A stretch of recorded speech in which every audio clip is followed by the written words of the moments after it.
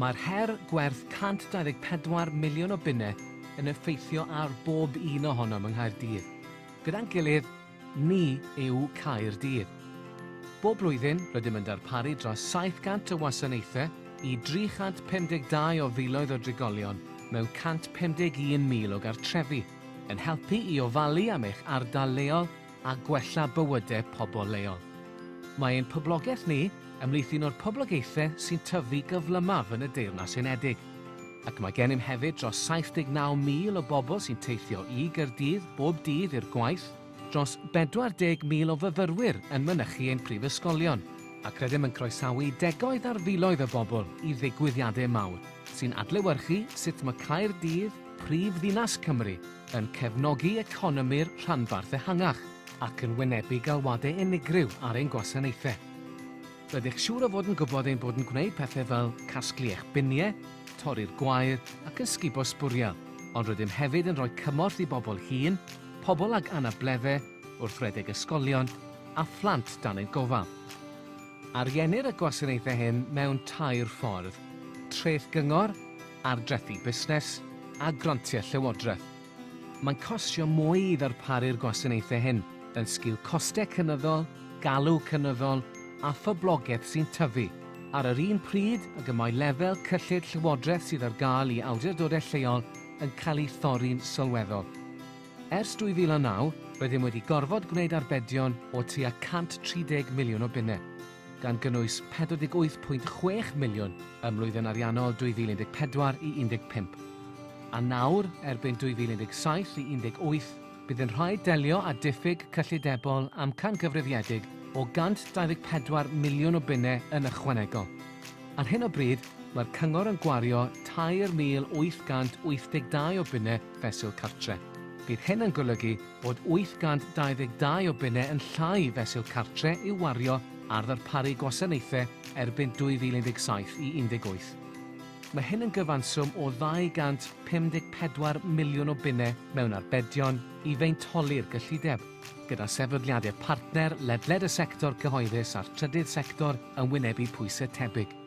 Gwyddom fod y gwasanaethau hyn yn bwysig, ac rydym am sicrhau gweitha y toriadau cyllidebol ein bod yn parhau i wneud Caerdydd yn rhywle gwych i fyw a gweithio ynddo ac ymweld ag ef. Dyma sut rydym yn gwneud ein rhan ni. Rydym yn gweithio'n galed i arbed arian, enghraifft gweithio'n agosach a gwasanaethau eraill, fel y gwasanaeth iechyd gwladol, yr heddlu a'r gwasanaeth tân, yn ogystal â chynghorau eraill, y trydydd sector a'r gymuned. Ac rydym yn creu swyddi a thwf i'r ddinas drwy adeiladu cartrefi newydd a chefnogi busnesau. Ni fydd codi treth gyngor yn ddigon ynddo ei hun. Byddai codi'r dreth gyngor 1% yn codi ychydig dros 1 filiwn bob blwyddyn i'r cyngor. Mae angen i ni arbed 45.5 miliwn o bunnau y flwyddyn nesaf. Ni allwn wynebu'r her hon ar ein pennau'n hunain. Rydym eisiau gweithio gyda thrigolion, busnesau a sefydliadau eraill gyda'n gilydd fel tîm. Tîm o fwy na 350 o filoedd o bobl. Rydym yn credu bod angen i ni weithio gyda'n gilydd, mewn dinas lle mae pawb yn gwneud ei rhan, lles pawb. Os bydd pob un ohonom yn gwneud newidiadau bach yn ein bywydau o ddydd i ddydd, gallwn wneud gwahaniaeth enfawr a helpu i wneud y mwyaf o bob ceiniog rydym yn ei gwario.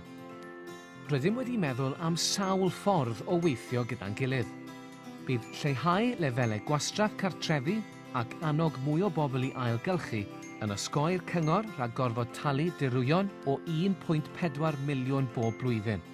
Heb gymorth y cyhoedd ar ailgylchu, mae'r cyngor yn wynebu dirwyon anferth o tua 21 miliwn o bunnau erbyn 2020. A gallai rhwystro pobl rhag tipio gwastraff yn anghyfreithlon a thaflu sbwriel arbed cymryd â 6 miliwn bob blwyddyn. Drwy wella gwasanaethau gofal maith y cyngor, gallwn ddechrau dod â phlant yn ôl i amgylchedd y teulu, ac arbed y cyngor 2.6 miliwn y flwyddyn ar gostau lleoli preswyl i blant.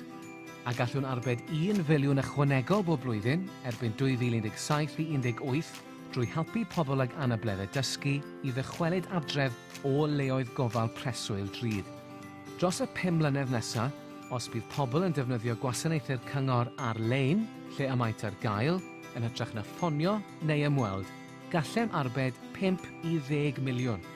Pe bai pob un ohonom yn cefnogi busnesau lleol drwy siopa'n lleol a defnyddio cyflenwyr lleol, gallem helpu i dyfu busnesau lleol a chreu swyddi. Mae angen i ni gyd wneud pethau'n wahanol.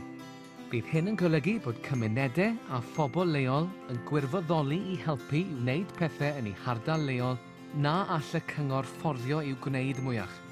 Gallai hefyd olygu bod cymunedau'n rhedeg gwasanaethau neu adeiladau. Rydym eisiau gwybod eich syniadau am sut y gallwn ni gyd weithio gyda'n gilydd. Ymunwch â ni yn y sgwrs am ddyfodol eich gwasanaethau cyhoeddus. Gyda'n gilydd, ni yw Caerdydd.